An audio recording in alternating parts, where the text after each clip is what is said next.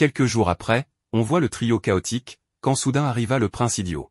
Il s'avère que Gérard était venu pour dire à Lynn qu'elle devrait être heureuse, car il lui ferait la faveur de la faire sienne. De son côté, Allen était dans le bureau du professeur, préparant des cahiers pour ses 3 élèves. Aussitôt, le professeur apprit qu'il n'avait pas beaucoup avancé dans ses recherches sur la grue glaciale, car c'est l'un des sorts de grande magie que plus personne ne peut utiliser. À ce moment-là, Richard appela Allen, très inquiet, car quelque chose s'était passé. Revenons à Gérard, le prince idiot disait à Lynn d'accepter d'être à lui. Cependant, elle ne serait jamais avec un idiot comme lui. Le blond n'arrivait pas à croire qu'on le rejette, mais il se rendit vite compte que Tina, la fille indésirable des Howard, était également présente, et il pensa qu'elle avait une mauvaise influence sur Lynn. La cadette rousse, en colère, demanda au petit prince de ne pas se moquer de son ami, mais Gérard, complètement perturbé, déclara que tout était en réalité la faute de ce plébéien, c'est-à-dire du protagoniste. Il osa même demander à Lynn si elle s'était toute déjà donnée à lui. La cadette rousse pouvait supporter que Gérard l'insulte, mais pas ses amis. Elle défia alors le prince idiot en duel,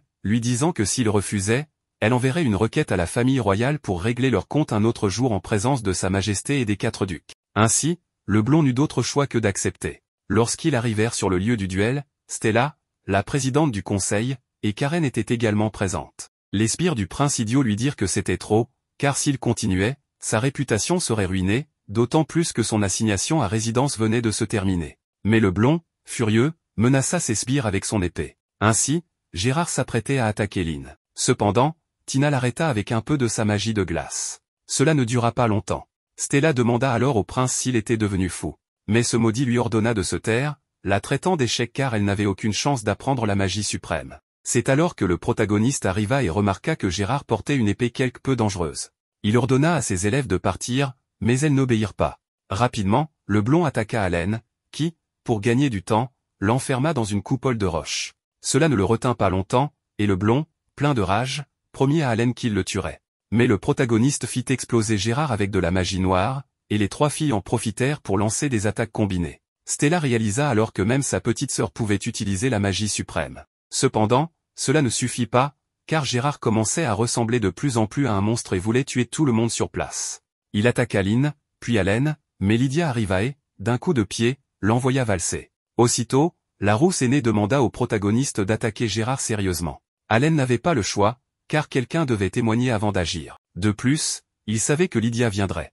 La rousse aînée apprécia d'entendre cela, car ils seraient toujours côte à côte, comme il se doit. Bref, Gérard était désormais à moitié monstre à cause de cette épée, mais comme Lydia ne pouvait pas simplement le couper en 2 à cause d'Allen, elle décida de le calciner. Cela ne lui fit pas beaucoup de mal. Alors, le protagoniste et la rousse firent ce qu'ils faisaient toujours, elle allait le trancher pendant qu'Allen la couvrait. Ils se lancèrent à l'attaque, et bien que le prince monstre se défendit bien, Lydia, avec une explosion, l'envoya voler. Vaincre le prince sans le tuer serait compliqué, car tant qu'il avait du mana, il était probablement immortel. Allen se demandait ce qu'était cette épée rouge, mais le directeur arriva, suggérant qu'il faudrait peut-être redessiner le Colisée, car l'explosion de Lydia avait réduit un mur en miettes. L'elfe expliqua que l'épée du prince était imprégnée des restes d'un sort de grande magie perdu, le bouclier radiant. Si quelqu'un n'avait pas assez de compétences, le mana finirait par le dévorer, le transformant en monstre ambulant.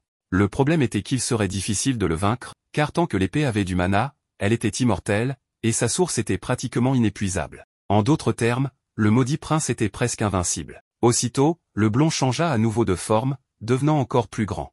Allen savait que si Lydia l'attaquait sérieusement, Gérard mourrait sur le coup. Cependant, il ne voulait pas cela, mais il ne pouvait pas non plus être trop doux, car l'attaquer sans réfléchir le renforcerait. La rousse aînée demanda au directeur, qu'elle appela, ce maudit elfe, de s'occuper de Gérard pour le moment. Il enferma le prince dans une barrière. Sachant que Tina et Allen avaient déjà uni leur mana, Lydia dit à Tina qu'elles étaient semblables. La petite bleue devint toute nerveuse, mais Lydia la rassura, disant qu'Allen n'avait rien dit, mais que c'était évident en les voyant. Laissant cela de côté, la rousse demanda à Tina d'unir son mana à celui d'Allen et d'activer sa magie de glace au maximum, car il s'occuperait du reste. Rapidement, le protagoniste et Tina unirent leur mana, et la petite bleue dit que se tenir si près du protagoniste était très chaleureux. Bref, Lydia les sépara et serra Allen dans ses bras pour unir leur mana. Tina trouva cela injuste, car Allen ne l'avait pas fait ainsi avec elle. En plaisantant, Lydia dit à la petite que si ça ne lui plaisait pas, elle n'avait qu'à la surpasser. Le protagoniste prit les 2 filles par la main et dit à l'elfe qu'il était prêt. L'elfe désactiva la barrière, et Tina commença à invoquer sa magie. À ce moment, Allen entendit une voix lui disant qu'il devait détruire cette imitation. La petite bleue acheva d'invoquer le loup de Blizzard, qui affronta Gérard et le gela complètement en peu de temps. Ce fut au tour de Lydia, qui, utilisant la technique secrète des lance-t, l'épée écarlate, se lança à l'attaque contre le monstre. Celui-ci se dégela rapidement, mais avant qu'il ne puisse attaquer la rousse, elle lui porta un coup net à la poitrine et détruisit son épée. Ainsi, les trois vainquirent Gérard, mais Stella resta traumatisée par ce qu'il lui avait dit, commençant à paniquer. Tina et Allen se lâchèrent les mains, mais le protagoniste s'effondra. Peu après, il se réveilla, conscient que c'était le prix pour s'être uni aux deux filles. Lydia, présente, lui demanda s'il savait que cela arriverait, et il n'eut d'autre choix que de lui dire la vérité. La rousse aînée, si elle avait su que le protagoniste courait un danger, aurait tué ce prince idiot. Mais Allen la serra dans ses bras et lui dit de ne pas penser ainsi. Lydia mentionna qu'en étant si près de lui, elle pouvait entendre les battements de son cœur. Pour la calmer, il lui dit qu'il était vivant. La rousse n'aimait pas qu'il change de sujet et lui rappela qu'elle se contentait d'être son épée. Le protagoniste répondit qu'il préférait la fille douce qui s'était laissé couper les cheveux pour jouer le jeu. Lydia n'en revenait pas qu'Allen ait lu ses pensées, mais comme ils avaient uni leur mana, il était inévitable que certaines de ses pensées se glissent dans son esprit. En mode tsundere, Lydia lui dit de cesser les excuses, car elle savait aussi qu'Allen et Tina s'étaient embrassés. Allen commença à expliquer que c'était une attaque surprise, mais à ce moment, le trio chaotique se tenait à la porte de la chambre d'Allen, essayant d'écouter. Richard les effraya, et elles tombèrent dans la pièce. Le roux informa le protagoniste qu'après tout ce chaos, Gérard avait été arrêté, mais son châtiment n'était pas encore décidé. Karen et Stella attendaient qu'Allen se rétablisse pour discuter avec lui. Changeant de sujet, Lydia était très en colère contre Richard pour ne pas avoir contrôlé le prince idiot, et elle le punit. À ce moment, Lisa, la mère de Lydia, arriva. Allen s'excusa auprès d'elle, sachant qu'il aurait dû attendre l'aide des professeurs et des autres, mais ne l'avait pas fait. Ayant attiré la haine de Gérard, il pensait que tout était de sa faute et dit à Lisa qu'il ne méritait pas de rester le tuteur de Lynn. Lisa demanda à la cadette rousse si elle voulait qu'Allen reste son tuteur. Elle répondit immédiatement oui, donc il n'y avait plus rien à discuter. Lisa rappela au protagoniste qu'elle le lui avait déjà dit, mais elle réaffirma que les lance-t étaient de son côté, car après tout, ses parents l'avaient confié à eux. Ainsi, Allen se réjouit et cessa de se sentir coupable. Plus tard dans la nuit, par hasard, le protagoniste rencontra Tina dans le jardin. La petite bleue admirait le magnifique jardin des Leinster, car ses plantes semblaient très heureuses. Le protagoniste reconnut que le jardin était splendide de jour, mais qu'il avait un autre charme la nuit. Laissant cela de côté, Tina dit au professeur qu'elle avait réalisé ce jour-là qu'elle ne servait à rien.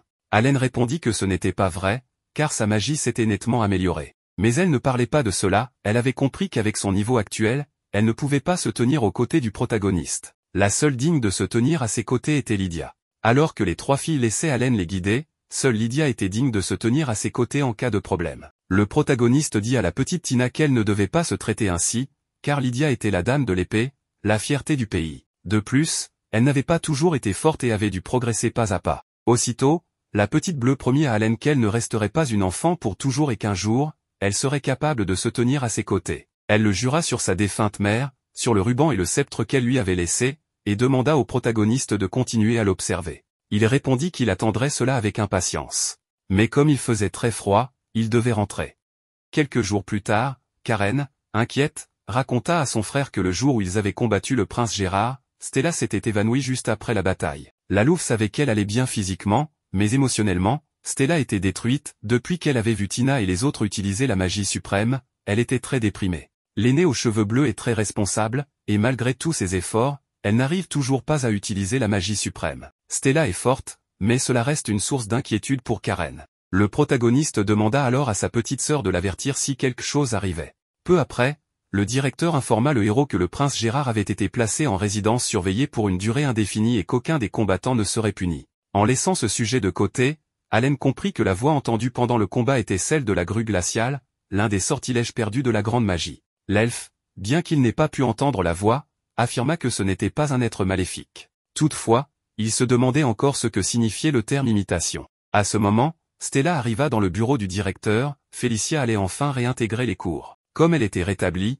la présidente pensait qu'elle n'aurait pas de problème à reprendre une vie scolaire normale. L'aîné bleu et la louve l'aideraient à rattraper ses jours d'absence. Après ces paroles, Stella s'en alla. L'elfe fit alors remarquer qu'elle avait accompli un excellent travail en tant que présidente du conseil, même si, à l'origine, c'est la louve, sœur d'Allen, qui aurait dû occuper ce poste. Mais les préjugés l'en avaient empêché. Le protagoniste savait toutefois que sa petite sœur était heureuse d'être vice-présidente et d'aider Stella, car l'aîné bleu travaillait énormément et les élèves lui faisaient confiance. Ironiquement, depuis sa naissance, Stella n'avait jamais eu confiance en elle. Son propre père s'était opposé à ce qu'elle entre à l'académie. Bien que les Howard aient aidé la nation durant des générations grâce à la magie suprême, le duc avait dit à sa fille aînée qu'elle n'avait aucune chance de l'utiliser, chacun né avec une certaine quantité de mana, et Stella n'en avait pas assez. De son côté, Tina possédait une énorme quantité de mana mais était incapable d'utiliser même la magie de base. Résigné, il pensait que la magie suprême de sa lignée s'éteindrait avec lui. Il avait donc envisagé que le duché suive une autre voie. Mais Stella refusa. Elle promit qu'elle irait à l'académie royale puis à l'université, convaincue d'avoir le talent nécessaire pour devenir la future duchesse Howard. L'aînée bleue choisit de croire en elle, tout comme sa mère, et c'est pourquoi elle travailla dur jusqu'à devenir présidente du conseil. Cela la soutint, du moins jusqu'à l'arrivée de sa sœur Tina. Peu après, on vit le trio, la Louve et Stella célébrer le retour de Félicia. Ayant appris que Tina avait vaincu le prince Gérard grâce à la magie suprême, Félicia dit à la cadette bleue qu'elle était impressionnante. Tina répondit que tout cela avait été possible grâce à Lydia et à Allen. Mais Stella dit à sa sœur d'accepter le compliment, car elle était fière qu'elle ait appris si vite la magie suprême. Tina fut comblée par les félicitations de son aînée. Cela lui rappela leur mère, et elle dit qu'elle devait sûrement être très heureuse au ciel. La fête de bienvenue s'acheva plus tard. Karen, voulant prolonger la célébration, proposa à Stella de continuer dans leur chambre, puisqu'elle n'avait pas eu le temps de bien discuter dernièrement. Mais l'aînée bleue refusa, elle devait d'abord régler une affaire. La Louve craignit que Stella ne s'épuise jusqu'à s'évanouir de nouveau, mais celle-ci lui expliqua que l'autre jour, elle s'était simplement effondrée de soulagement une fois le combat terminé. En se rendant à la salle du conseil, Stella eut une vision d'elle-même lui disant que ce n'était qu'un mensonge. En réalité, elle s'était évanouie de jalousie et de désespoir. Tina, qui autrefois ne maîtrisait pas la magie de base, contrôlait désormais la magie suprême à volonté. De plus, Ellie et Tina avaient combattu à égalité avec Gérard. Elle s'était sentie si pathétique qu'elle n'avait pas osé participer, même si Gérard lui avait lancé des mots cruels. Au début, elle avait ressenti la même chose face au talent de Karen, de l'envie et de la désolation. C'est ce qui l'avait poussée à travailler si dur pour la rattraper, sans jamais réussir. Elle pensait même que Karen lui avait cédé le poste de présidente. Puis, elle vit une vision de Tina lui demandant ce qu'elle ressentait maintenant que l'enfant indésirable des Howard, sa petite sœur, l'avait surpassée. Stella éclata en larmes, sachant que Tina ne lui dirait jamais une telle chose. Elle était réellement heureuse que sa sœur maîtrise enfin la magie, mais désormais, elle l'enviait. La nuit, Stella se réveilla, tout n'avait été qu'un cauchemar. Le lendemain, Allen aidait les Howard et les Leinster dans leurs affaires. Pour Gilles, le protagoniste ressemblait à un bourreau de travail, car il cumulait ce rôle avec celui de professeur temporaire, de tuteur particulier, et accompagnait aussi la chef Lydia. Mais Allen savait avec qui négocier ou non. Pour que Gilles cesse de l'embêter, il lui demanda pourquoi il ne se moquait pas de Lydia. Gilles répondit qu'il ne le faisait pas car provoquer la chef équivalait à risquer sa vie. Allen avait tout enregistré avec une gemme vidéo et menaça de montrer la conversation à Lydia. Puis il partit donner cours. Gilles lui conseilla de se reposer, mais Allen préférait voir les progrès du trio chaotique, ce qui le rendait heureux. Gilles lui fit remarquer que, depuis les événements récents, son nom circulait à l'intérieur comme à l'extérieur du pays. Les plus conservateurs le considéraient comme un ennemi, l'appelant oiseau de mauvais augure. Il le supplia donc de se protéger. Pendant ce temps, Stella se mit à s'obséder, il lui suffisait de se forcer un peu plus. Elle se leva plus tôt, étudia, assista aux cours, aida Félicia dans ses difficultés, tout en pensant qu'elle devait redoubler d'efforts. Elle refusa même l'invitation de Karen pour prendre le thé.